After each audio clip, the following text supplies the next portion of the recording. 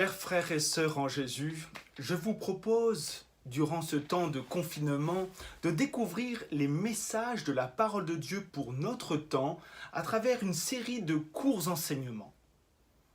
Je destine prioritairement, c'est vrai, ces enseignements à la jeunesse de notre territoire, de l'Armée du Salut pour la France et la Belgique, parce que le service de jeunesse a pour thème cette année « Vita Bible ». Notre objectif étant de redonner aux enfants et aux jeunes le goût de la lecture de la Bible comme étant une parole vivante qui les rapproche du cœur de Dieu, les fait grandir et les met en action.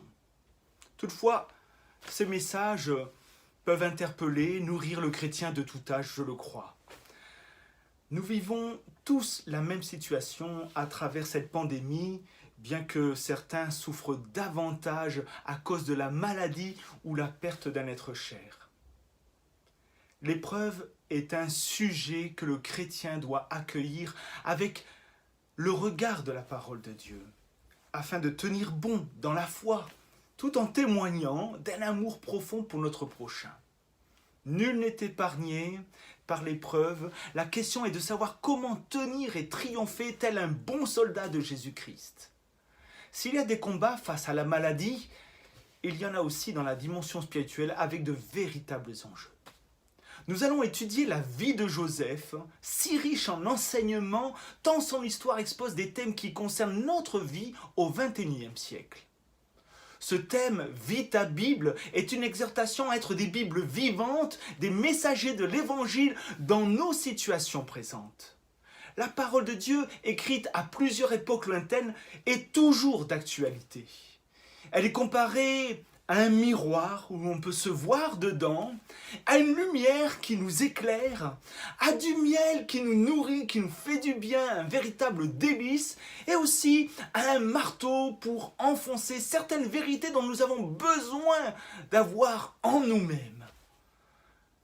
J'aimerais juste vous ouvrir pour aujourd'hui vous offrir un texte dans 2 Timothée au chapitre 3, le verset 16. Vous savez, on connaît souvent Jean 3,16, car Dieu a tant aimé le monde qu'il a donné son Fils unique afin que quiconque croit en lui ne périsse pas, mais qu'il ait la vie éternelle. Là, les chrétiens connaissent ce verset par cœur.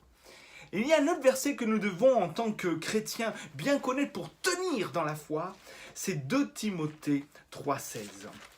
Et je vais commencer à lire à partir du verset 14, parce qu'il me semble intéressant de le voir dans son ensemble. C'est Paul qui s'adresse à son fils spirituel, à Timothée, et lui dit « Toi, demeure dans les choses que tu as apprises et reconnues, certaines, sachant de qui tu les as apprises.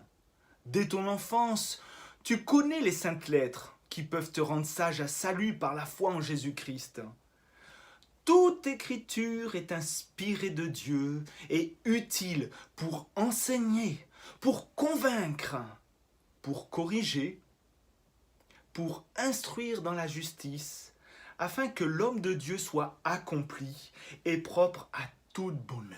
Oui, la parole de Dieu, elle est là pour nous enseigner, pour convaincre, pour aussi nous corriger, pour nous mettre sur le droit chemin, sur les éléments importants de la vie, de ne pas nous tromper, de ne pas nous égarer, et en même temps de nous faire connaître ce qu'est la justice de Dieu. Et ceci, afin que l'homme de Dieu, le serviteur, la servante de Dieu, soit accompli, c'est-à-dire soit mûr dans la foi, ayant une pleine maturité spirituelle. La parole de Dieu est bien plus performante qu'un simple GPS, même s'il a une voix et qui vous dit où aller. La parole de Dieu est bien plus grande. Elle me guide tout au long de ma vie. Et le roi David, qui était amoureux de la parole de Dieu, nous a écrit un hymne qui est un long psaume, le psaume 119, dont plusieurs d'entre vous savez combien je l'aime et combien il m'arrive de faire référence. Mais je crois qu'avant de faire ces études, je voudrais quand même souligner quelques versets.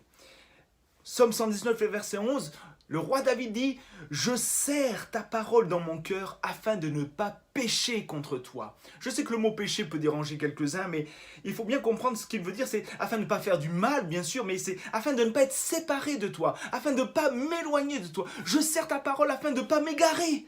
Je serre ta parole dans mon cœur.